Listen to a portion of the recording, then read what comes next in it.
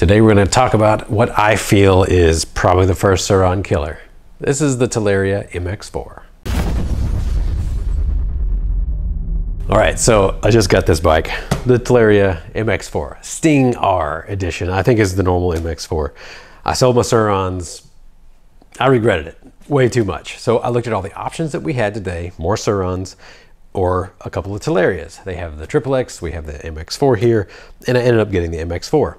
The reason why is because it is a much more powerful bike. And that's really the biggest thing that I wanted. It is also a lot heavier is what I've realized. So let's go through some of the differences between this and a normal SUR RON, and we will talk about this. Some of the differences that make this a beefier bike include the rotors going from 2 to 2.3 millimeter thickness, I believe. They are still the 230 millimeter diameter. However, they can dissipate more heat. And I don't know if I can tell you that it breaks any better or not short term, but long term on the roads, it seems to be less fade resistant. The batteries on these, oh boy. So the original SUR RON that I got was like a 22 amp hour battery or something like that. Now they're coming with 32 amp hour batteries, but this guy has a 45 amp hour battery. And the runtime on this, I won't say it's insane, but for my use, which is half commuting and half off-roading, it's plenty. I rode it around for 2 hours at the farm the other day and it got down to, let's see, 60%. And I'd also been using it multiple days commuting. So when I got to the farm, it was already below 90%. And you know, I get tired at that point. I'm not a motocross rider. I don't have the arm strength to just ride for hours and hours and hours. If I'm riding hard, now if I'm just like tooling around easy, sure, my butt's gonna hurt more than anything else.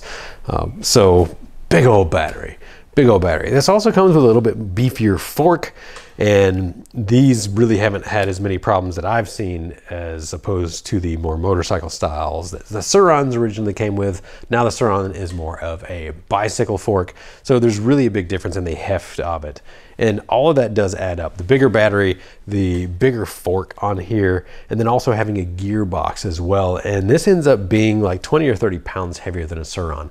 And that is very noticeable when you're riding. It rides more like a big bike. This thing is 145 pounds. The SUR RON, if I remember correctly, is 125. I saw some figures that said 100 pounds, but I think that's without the battery on there. So maybe correct me in the comments if I am incorrect about that, but I can tell you that it is definitely heavier. Now, one of the big differences in the Talaria, and kind of the whole reason the Talaria company started, was that it was a couple of sales agents and they didn't really like what SUR RON was doing, and they didn't like the improvements that SUR RON was not making. And so they came out with this.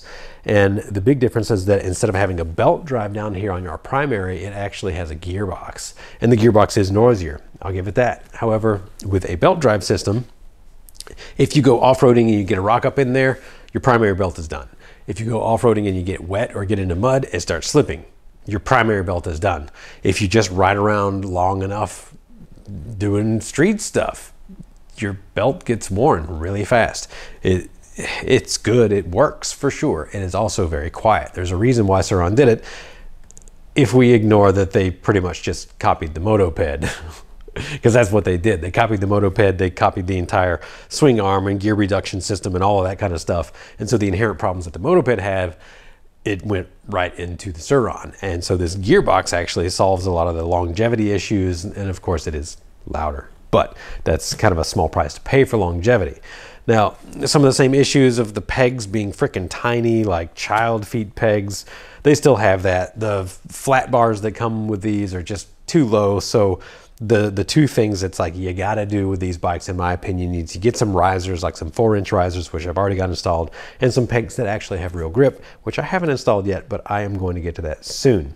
But other than that, you change the oil after 500 miles on this model and you're pretty much good.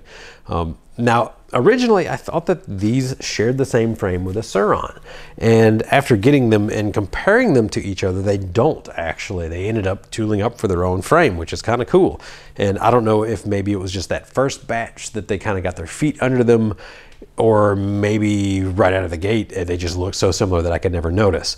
The rear end is actually a little bit wider because of that gearbox on there. That means the rear hub has a different spec.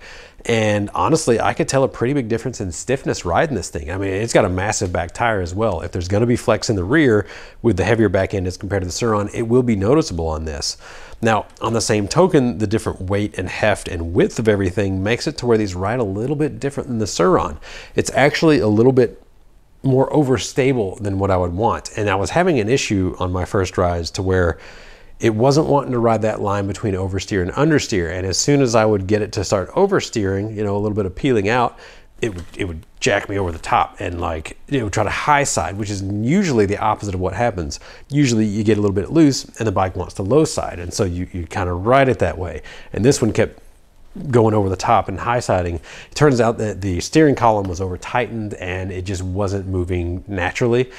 So it wasn't self-balancing. I loosened it up and now I can ride it properly. However, I will say that on a SUR RON, normally if I'm wanting to get the rear end loose, my balance point's gonna be about right here. I'm sitting on the seat.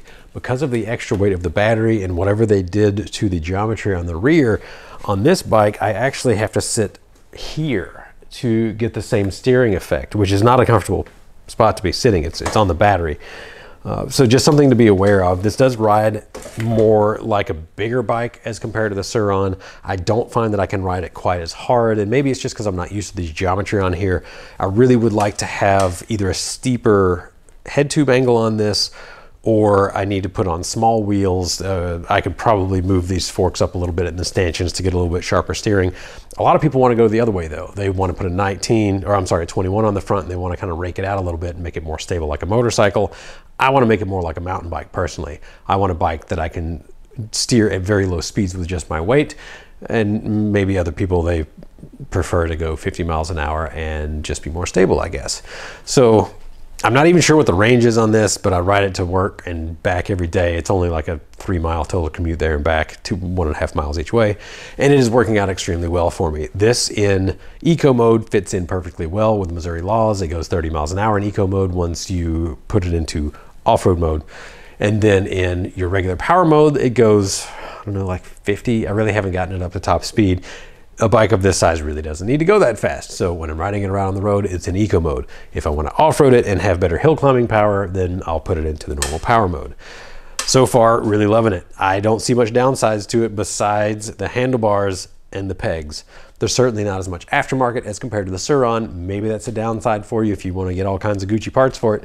However, besides pegs and handlebars, maybe doing something to drop the forks down a little bit, I don't need to do anything. I'll probably custom lace some wheels for this one or something like that, but that's just for looks more than anything else. Black spokes, purple rims, purple handlebars and pegs. I think that'd look pretty good. Let me know in the comments what you think about the color combination or where you would put those. And one more thing, the batteries on these do rattle. So that is something that I'm gonna have to do something about it. Now, it's just got a little bit of room in here. And as you can see, when you're going through like off-road type stuff or jumping down stairs, which I totally don't do that, it just... Now, this connector is far better than the SUR RON, I will say. Far, far better than the SUR RON. I'm not sure how well it takes the amperage long term, but we'll find out, I guess. So I really like this battery setup though. It's a really nice setup. And yeah, these are so much heavier than the SUR RON. I think that's where a lot of the extra weight comes from, is a much bigger battery. So, you know, that's cool though. I'm okay with that. There we go. That is my initial rant on the Talaria Sting R MX4. I believe that this bike is the first one that's come out that can really replace the SUR RON, and maybe their XXX version as well. It's more of a, you can't replace the battery sort of integrated into the frame style, so it's less expensive. However, I really like the look, the layout of this. I like being able to take out the battery just in case. Let's say I'm going on a road trip or whatever, and I want to be able to charge the battery, bring it inside, or, you know, there's reasons for that, but it's also not for everybody. So if you have any experience with these, or the SUR RONs or the XXX, any of these versions that are very similar when it boils down to it, let me know in the comments. Give me your opinion on there. Maybe you don't agree with me, but I think this MX4 is really the first bike that's given the SUR RON a run for its money. and it's not going to go anywhere in the market. We're just going to see more and more aftermarket for this kind of stuff, and I really like that. Like I said in the original video, the SUR RON itself was a game changer. This was 5.5 years ago, I believe, at this point, and now we're really starting to see the market flesh out. We're getting competitors in there, and the aftermarket support for the SUR RONs is absurd at this point. So the market's moving on. We're getting new stuff, and I like to see it. So as always, thanks for tuning in. Have a great day.